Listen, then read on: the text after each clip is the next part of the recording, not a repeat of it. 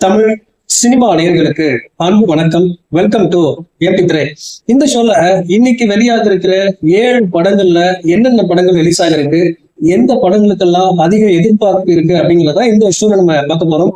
வெள்ளிக்கிழமை அப்படின்னாலே ரசிகர்களுக்கு கொண்டாட்டம் தான். ஏன் அப்படின்னா தமிழ் சினிமாவில ஒவ்வொரு வாரமும் வெள்ளிக்கிழமைகள்ல புது படங்கள் வெளியாகின்றன. இன்று வெளியாகும் 7 படங்கள்ல 3 BHK, பறந்து போ, ஜுராசிக் வேர்ல்டு, ரீபர்த், பீனிக்ஸ் போன்ற படங்களுக்கு எதிர்பார்ப்பு அப்படிங்கிறது அதிகமா இருக்கு. அந்த வகையில இன்னைக்கு எந்தெந்த திரைப்படங்கள் வெளியாக இருக்கு அப்படிங்கிறத ஒரு சிறப்பு தொகுப்பா நம்ம பார்க்கலாம். சோ அதுல முதலாவதா பாத்தீங்கன்னா 3 BHK 8 தோட்டாக்கள் படத்தை இயக்கிய ஸ்ரீ கணேஷ் இயக்கத்துல சரத்குமார், தேவயானி, சித்தார்த், மீதா, ரகுமான், சைத்ரா ஆகியோர் நடிப்புல உருவாகியுள்ளது 3 BHK திரைப்படம். சாந்தி டாக்கிஸ் நிறுவனம் தயாரிப்புல மிடில் கிளாஸ் குடும்பம் சொந்த வீடு கட்ட எவ்வளவு சிரமங்களையும் அவமானத்தையும் சந்திக்கின்றனர் அப்படிங்கிறத மையமா வச்சு இந்த திரைக்கதையை உருவாக்கியிருக்காங்க. பொறுத்திருந்து பார்க்கலாம் இந்த படம் எப்படி இருக்கு அப்படின்ற மாதிரி. இரண்டாவதா இன்னைக்கு வெளிவர இருக்கிற திரைப்படம் தான் அக்கேனோ. A&B குரூப் சார்பில் அருண் பாண்டியன் தயாரித்து நடித்துள்ள இந்த படத்துல கீர்த்தி பாண்டியன் முதன்மை கதாபாத்திரத்துல நடிக்க இவர்களுடன் பிரவீன் ராஜா, ஆதித்யா, ரமேஷ்லர், GM சுந்தர் உள்ளிட்ட பலர் நடித்துள்ளனர். உதய் இயக்கத்துல உருவாகும் இப்படத்திற்கு பரத் வீரராகவன் இசையமைக்க விக்னேஷ் கோவிந்தராஜன் ஒளிப்பதிவை மேற்கொண்டிருக்கிறாரு. மூன்றாவதா இன்னைக்கு வெளிவர இருக்கிற திரைப்படம் தான் அனுகிரகம். அதாவது சுந்தர் கிரிஷ் இயக்கத்துல முரளி ராதாகிருஷ்ணன், ஸ்ருதி ராமகிருஷ்ணன், தீபா, உமாபதி, மாஸ்டர் ராகவன், முருகன், விஜய் கிருஷ்ணா மற்றும் பலர் இந்த படத்தில் நடிச்சிருக்காங்க. சக்தி சினி புரொடக்ஷன்ஸ் தயாரித்துள்ள இந்த படத்திற்கு ரேகன் இசையமைத்துள்ளார்.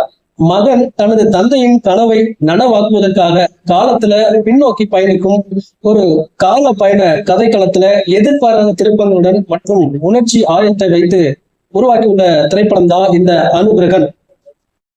நான்காவதா இன்னைக்கு வெளிவர இருக்கிற திரைப்படம் தான் குயிலி.